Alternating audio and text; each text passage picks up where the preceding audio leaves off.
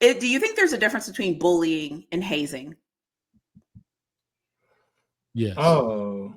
Yeah. Go ahead, Hayes. Yeah. Hazing is bullying, but bullying is not hazing. Like you can bully somebody and not haze them and not hazing them, but hazing is a form of bullying. You see what I'm saying? Okay. Say it again.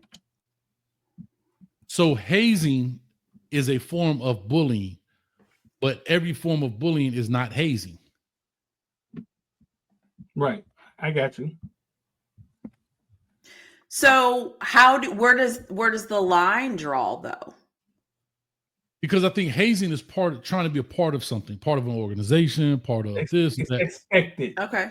Bullying Right, but is not expected. It's also part of being right, but it's part of being a part of something, an organization, a group. Worse than being bullied. Right, but bullying. It's work. Listen, my stepdaughter took some girls in the woods, and I don't know what they did to them. Like that is past bullying. You know what I'm saying? But it's expected though. But so here's my thing, right? Here's my thing.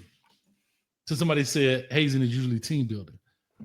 Correct. I think there's team building activities that are considered hazing, but I don't think they should be considered hazing because there's a very fine line there. You can't take some things too far, right?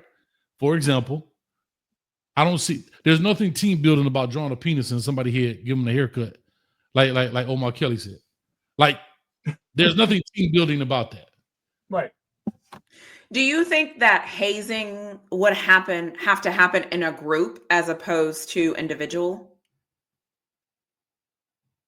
Because because if you're talking about it from a team, if it's a team thing, then the team or all the offensive linemen or all the, you know what I mean? Like everybody should kind of be in on it. It shouldn't be like a one-on-one thing.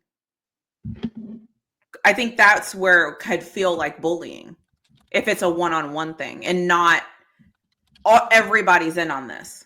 Yeah, I think bullying is people who do stuff random. Like when you think of bullying, first thing pop in my mind is the dude at the school that's just picking on people, right? Mm-hmm. They're not trying to become a part of an organization, part of a team, part of a unit, part of a whatever. That's just a dude picking on a little skinny kid, right? Or whatever the case may be. But hazing is more of like it's team building that goes too far. I guess that's the right way to say it. Because you see it in sororities, fraternities, hell, even military, football teams, sporting events, whatever the case may be. Okay. I don't disagree. I don't think.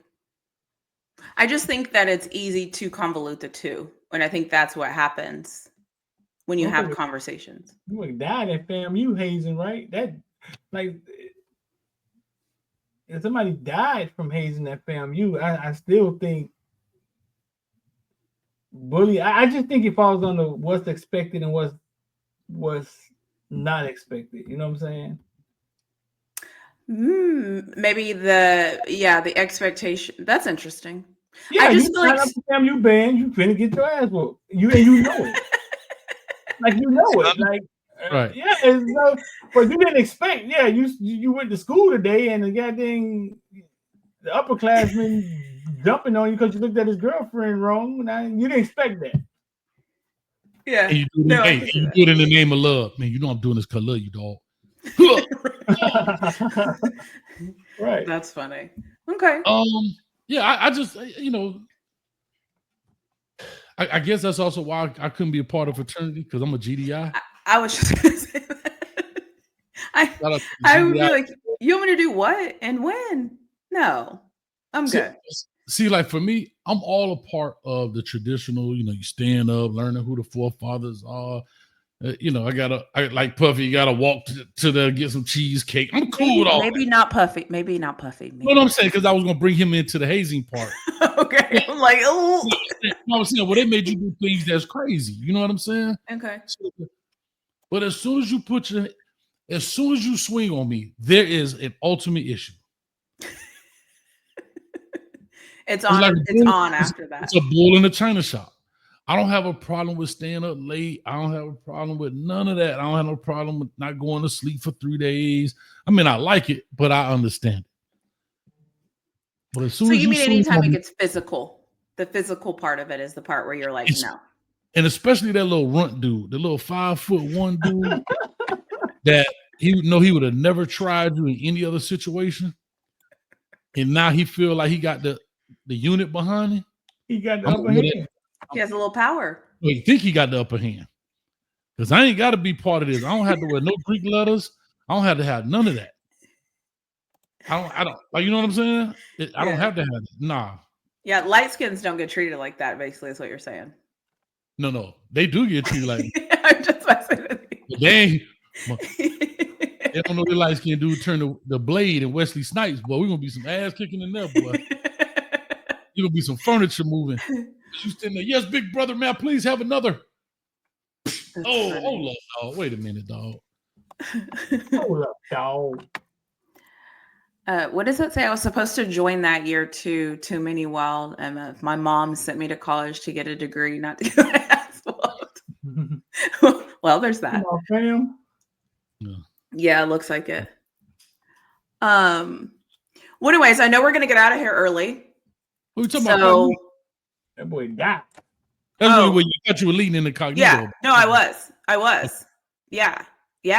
So, anyways, well, we started with that. That's why I was like, so we're going to get out of here early. I'm just letting the audience know, what to expect from us. Have expectations. But in that instance, I don't know. I mean, the guy said he didn't do it, and I think the problem is that, and I'm not saying he bullied him by any imagination. And obviously, come to find out his mom and all of that. I'm not saying that. But I think so many times people are in situations and environments and they don't know what to do. And so I think, and I'm not excusing his behavior and the choices he made, but it's just interesting that no matter how big and bad you are, he's a big NFL guy, plays offensive lineman, probably 6'6", 330, whatever. And he still didn't know what to do in a situation. That I think as a society, we need to remember that. Like, just because somebody looks like he's in a great situation, prime this, perfect, he should, no. Like, sometimes you don't know what to do and you do the wrong things and you make bad decisions. Like, So anyways, that's just my 2 cents. Yeah. You know what you're saying, Flawed, it does make a lot of sense, right? Just because you see a big dude doesn't mean he's a tough guy. A lot of them can just play football well, but that don't mean they're tough guys. Mm-hmm. And there's a lot of tough guys that can't play football, right? So I totally understand that. And here's where the problem lies. Again, when you're in a team setting and let's say hazing takes place, are you the whistleblower, right? It's no different than when we look at the thin blue line, right, with police. One police officer goes overboard. Are you going to be the one to step in and say, hold up, dog, oh, you went too far? Or you going to report it to the captain or lieutenant, whoever that is? It's the same scenario because now you look like you're not part of the team. You're not part of the program. You soft. If Martin goes in and says, Coach, Richie Incognito punched me in the face. Shut up, dude. You 6'6", 330. Right. You see what I'm saying? Yeah. Like the dude you go against every day, every Sunday, hit you harder than what Richie Incognito did to you. Mm-hmm. Like that's different. Now, the fact that you're a grown man and you allow somebody to shave a penis in your head, you sat there for that. Because that's gonna be the most crooked penis you ever seen on my head. And is that hazing? It is. Now that's hazing. Now the dude get hazed soft for sitting there like, man, my head been dog. Man, that thing would have been crooked all. No, I'm just saying, like some stuff I just can't allow to happen. But like I said, you're a grown man. Yeah. And at some point, where do you like say, dog, I'm not doing that? Fair. Because if you can't speak up for yourself, then how you gonna say you're gonna speak up for your kids? But I mean, a penis in your kid head and be like, I don't know what to do. But I think there are hymns in this world. I don't think there's probably, you know what I mean? Like there's people that will just sit back and take it that won't speak up. They'll just be a part of it and do it. I don't think when it's that, it doesn't describe you either way. I don't. I mean, I don't. You want to be a part of something that's prestigious and FAMU band, and I mean, it was done to the guy before you. Was done to the guy before you. It almost feels like you're getting off right. If it's stupid, yeah, hey, it's dumb. Mm-hmm. It is. It's stupid. It is. But that's why I enjoying things like that because I knew. That's the other side of it. Yeah.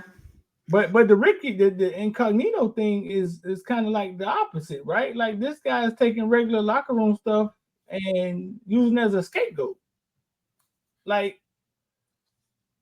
because he had other intentions. You feel me? And so there's the problem. What is considered regular locker room stuff? That's versus hazing. And here's the sad part: the people who determine that probably were never in a locker room, so they don't understand the wedgie, right? You don't understand the dude getting, you know what I'm saying? Yeah. You don't understand that. And to you, that's hazing, right? Right.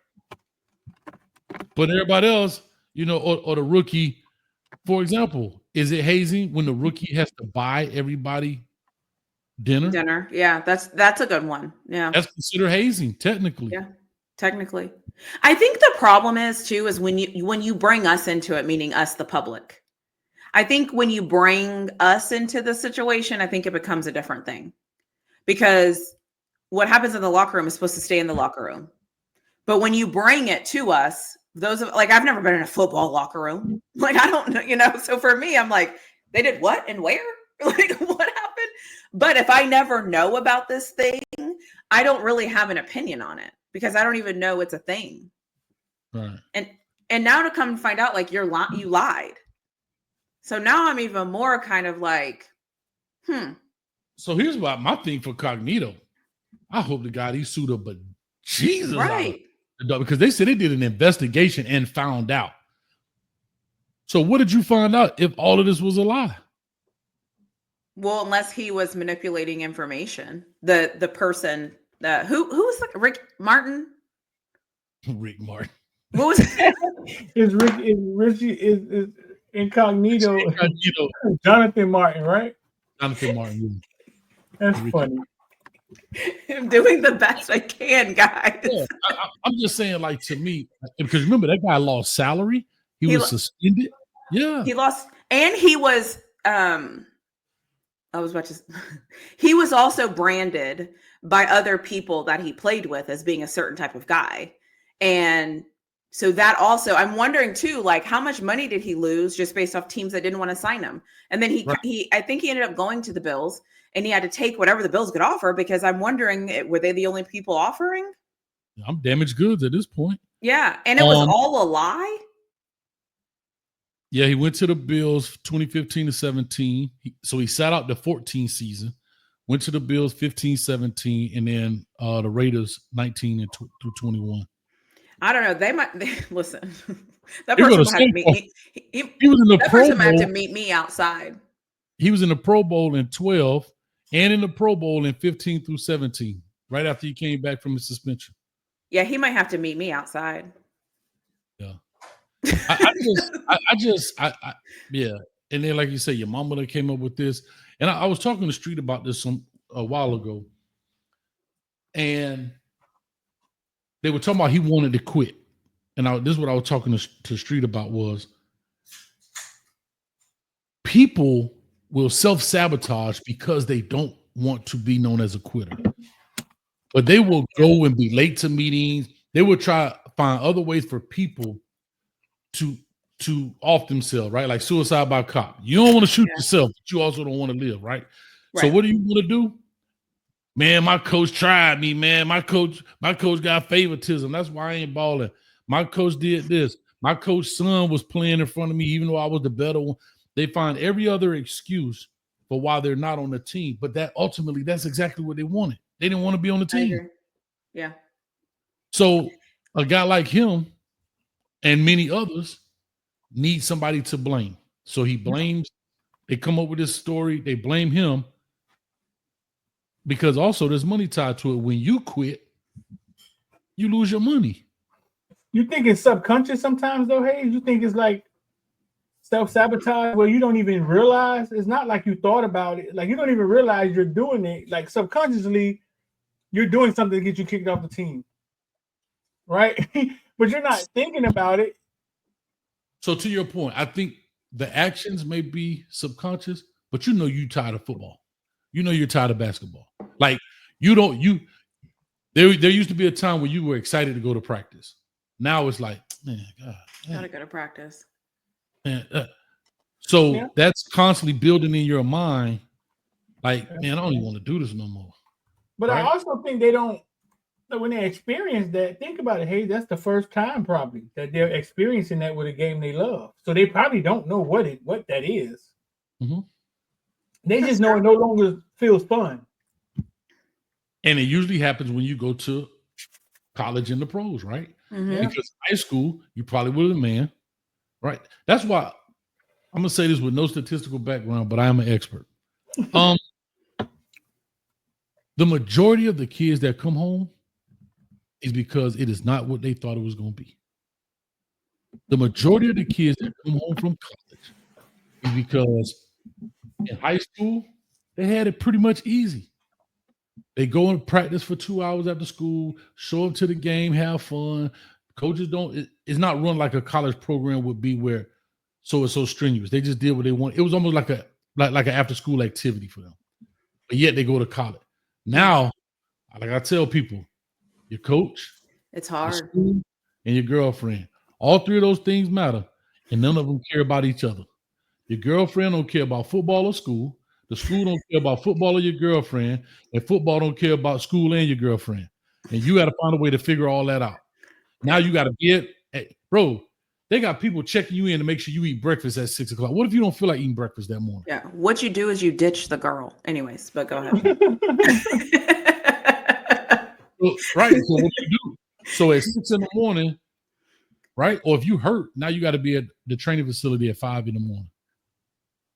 And you know what? I don't think we talk about enough how hard it is for athletes. Like I think everybody sees the glitz, the glamour, the money, the this, the that. I don't think anybody really talks about their bodies, their physical body, their mental capacity, and just the effort.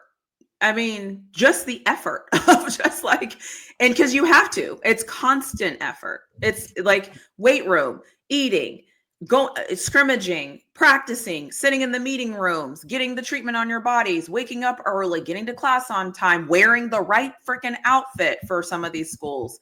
I mean, and the list goes on. Placating to your coach, knowing that there's politics involved. What does that look like for you? You went from the team where you got the ball every time. Now you're not getting the ball at all. Or worst case scenario, you're now on the sideline waiting for them to call third team so you can run out there. And it's cold. And it's like there's so much that happens. And by the way, these people are 18 to what, 24? Well, 27, some of them, because they stay in college too long. But like, that's got to be hard. And here's the hard part. Remember on signing day, you was the man. You going to the University of Miami. Everybody love you. And then guess what? That first season come around, you come back home. Hey, dog, you playing? Nah, see, afterward, like, you know what I'm saying? I hurt my knee, dog. You know what I'm saying? So I couldn't really play right there. You see right here, I got a little scratch. That's where he did surgery, dog. A little scratch. Now you got to start coming up with lies because you ain't the man no more. You're a man. You're not the man. Right. And that's hard for a lot of these. That's hard. Yeah. You go from here to here overnight.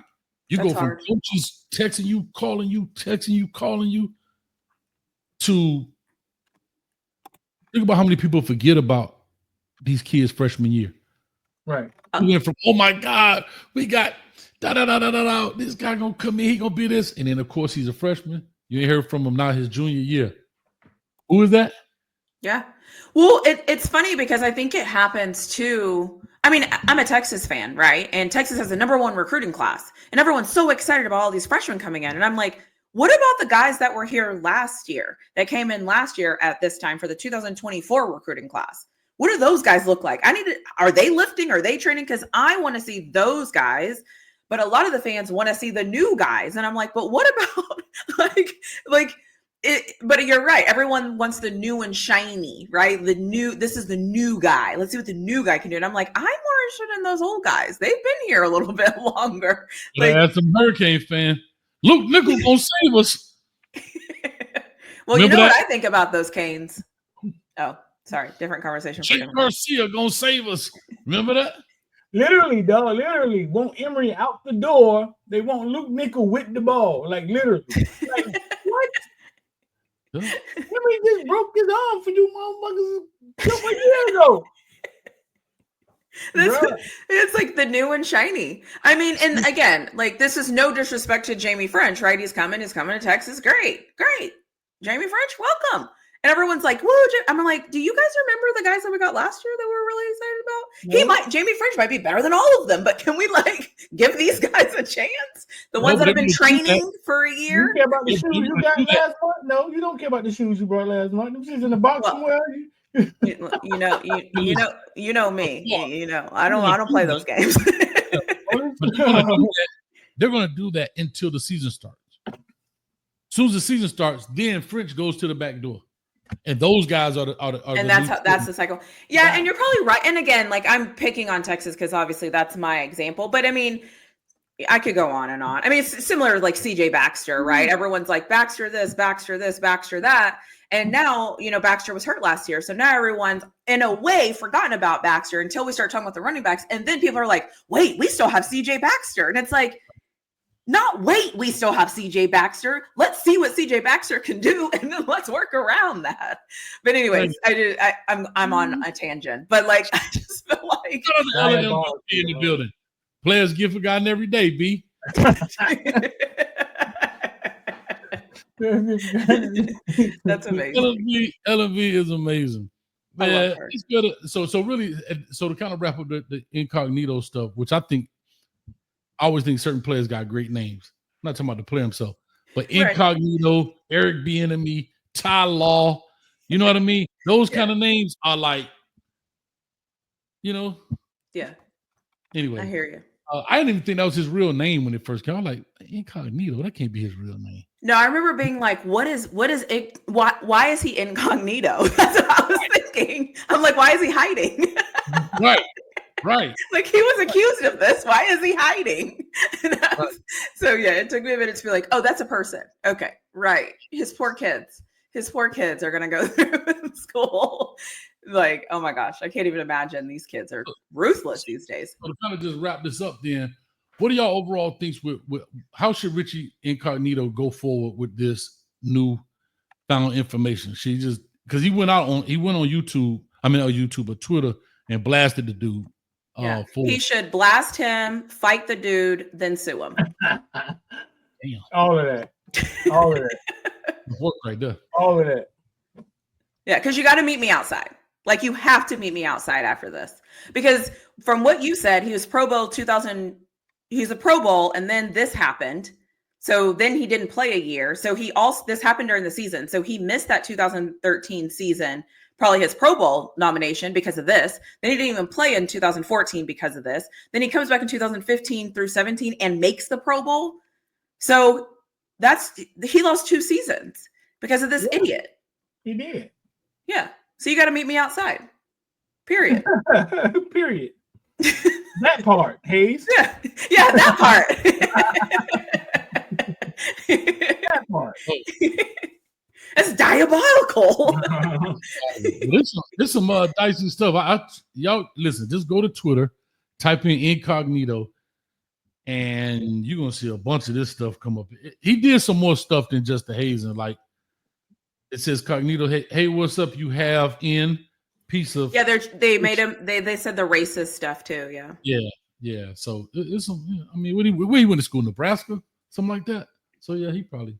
Yeah. I don't know where he went to school. My bad. All big red.